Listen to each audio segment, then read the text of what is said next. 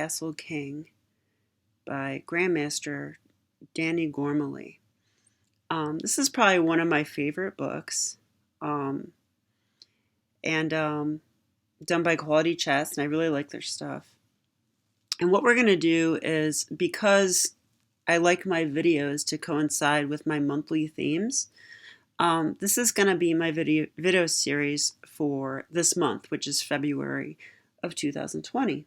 I hope you enjoy the series. So let's have a look at this position. All right, so the actual game I'm going to show you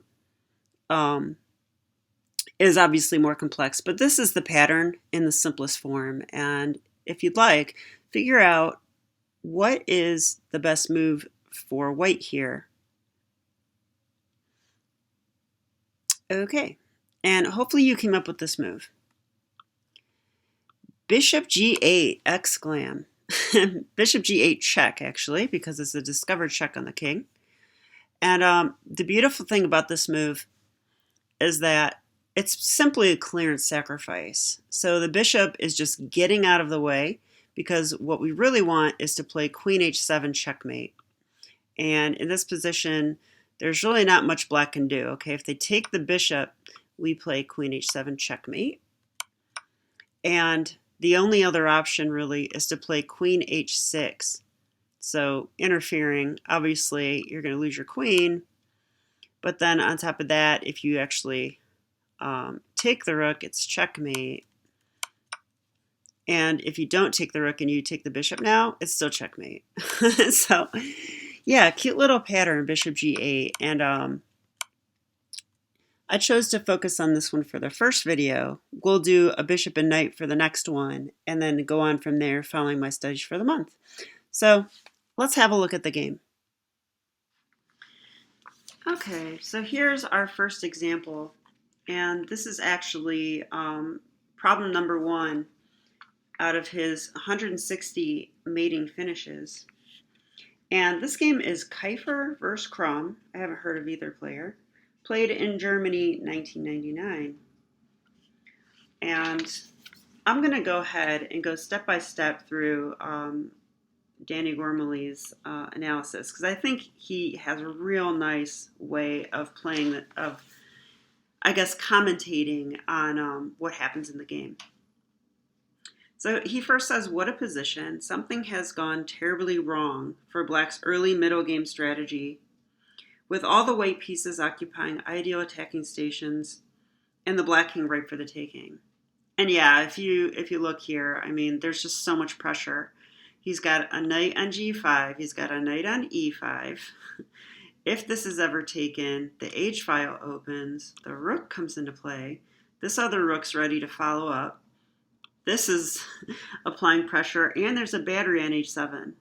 So it's like a lot of stuff. And yeah, okay. And now, if you haven't done so already, please pause your video and see if you can find a winning continuation for white.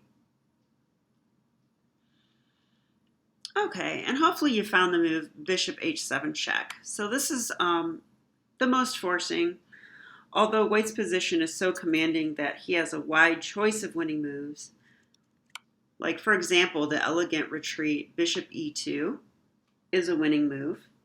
So just threatening to take the knight, and not to mention threaten checkmate on H7. So this is sort of a form of clearance, clearing the diagonal this way. And if we were to play this move, let's see how his line goes. It goes H takes, followed by H takes. This opens up the H file. And after bishop takes knight, we can take this knight. This was our idea. And now if black were to try like taking this D pawn, which looks like a pretty obvious move, white has an amazing finish here. Yeah, it's pretty brilliant. Queen H7 check. The king cannot refuse that. And now, bishop takes F7, discovered mate. Very beautiful, right? So these are the kind of lines that, I don't know about you, but I want to see these during my games. So this was after the elegant move bishop e2. But the most obvious move, and probably most accurate even, is bishop h7 check.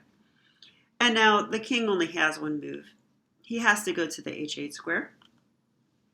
And he notes, black may have felt he was covering all the weak points, in which case the fouling would have come as a rude awakening. You guessed it. Bishop g8, exclam. So this is our bishop clearance. And it's not even really a sacrifice because there's no way to take this bishop. I mean, if he takes with the king, checkmate. And taking with the rook isn't any better because checkmate. So you cannot take that guy. And I'll note what he says here. He said the bishop sacrifice heralds the end, with white now attacking the h7 square 3 times. He said, I know some players might be tempted to play the beautiful move, bishop g6, or queen to g6. Yeah, and he gives this. So if you take the queen, checkmate. That is quite pretty. I do like that. So the problem, though, here is that bishop takes g5, he notes, throws a spanner in the works. Yeah. Now the queen's still attacked. There is no mate. If we pull the queen back, he could take here. And then if we take this bishop, he can take here. Yeah, this is all falling apart. So clearly, this would be completely lost, actually. But white has better stuff. So queen g6 is totally unnecessary. Instead, this move, bishop g8. Now, we already discussed that black cannot take the bishop. So basically, the best defensive try for black is to play the move g6. So GM Gormally notes, practically the only way of preventing mate, but now white blows up the black king side completely. Bishop takes f7. Now, I'll be honest with you guys, this is the move that I missed in my evaluation, and I'll probably only feature puzzles where I don't get it right, because I want to learn stuff too. And I didn't fully understand this move at first. It looks kind of crazy. Like I thought, why would we want to allow the black queen access to defend the position? But I didn't fully understand this move, okay? So this move, bishop takes f7, is very, very beautiful. It does a few things. The f-pawn was, it's true, it was stopping the queen from coming in, but the bishop is still doing that because it's guarded by both knights, okay? So even if the rook takes, we're going to play knight check. So the queen is not getting in. The second thing I want to note is that by removing this pawn, now the g-pawn is weak and the e-pawn, but mostly the g-pawn, because guess what? We're going to play queen takes g6. And we probably could even play this. So, okay, bishop takes f7, and let's see what happened in the game. H takes g5 was played. So taking the knight, this removes one defender off the bishop. And he notes that bishop takes e5 is another try, so similar to the game. But queen takes g6 would be played, and white mates or gains a decisive material advantage. He also notes another try would be bishop takes g5 this way, but this doesn't save black skin either, because after h takes g5, exclam, rook takes f7, queen takes g6, white regains the piece with an unstoppable attack. Yeah, and you can see there's a lot going on here. We're threatening check, we're threatening the knight, we're threatening to put the rook behind, so. But let's go back to the game. So after bishop takes f7, the move actually played in the game was this one. So h takes g5. And now we play queen takes g6. Now his commentary ends here, but I do want to go over this a little bit because he's a 2500 grandmaster and I'm 1500, so I was like, huh, what's going on here? So I'm so confused. but I understand it now. We're basically threatening not only to take the knight, which would be check, we're threatening queen h6 checkmate. Okay, that's the real threat. The bishop is still guarding here. And so black has to do something about that.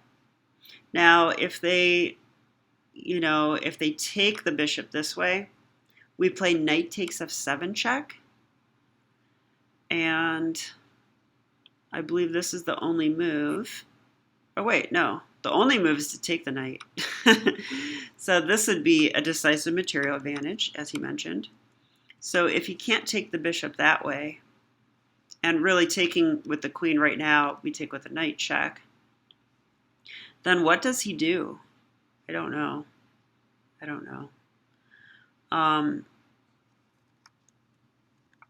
Let's see. I thought I had another try. Maybe not. I don't have any other lines. Yeah, this is just lost. I mean, I guess black could try something like this too. But isn't this still just mate? It is. Yeah, it's really hard to stop this. Maybe there's this. But now I would take here.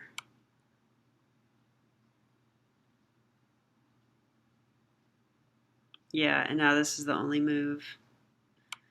Yeah, so I think no matter what, it's just over. It's very simple. So okay, let's review the whole thing really quickly and just go over the ideas. That's what I like to do. And you're welcome to join me on this part if you like. So bishop h7 check is the correct move. Bishop b2 also wins, attacking the knight and threatening mate. The idea being that after here, we actually open the h-file first, and after this, we take the knight, and we had this beautiful move here. Queen check here, and discovered checkmate, so that was really nice. But the main idea is bishop h7. The king has to go here, and now bishop g8. Beautiful. Beautiful. Black cannot take, or they get mated on h7. So the only practical try is g6. But now in this position, we blow up the king side with bishop takes f7. And for me, this is the key move of the game. This is the one that I missed. Bishop takes f7. So beautiful.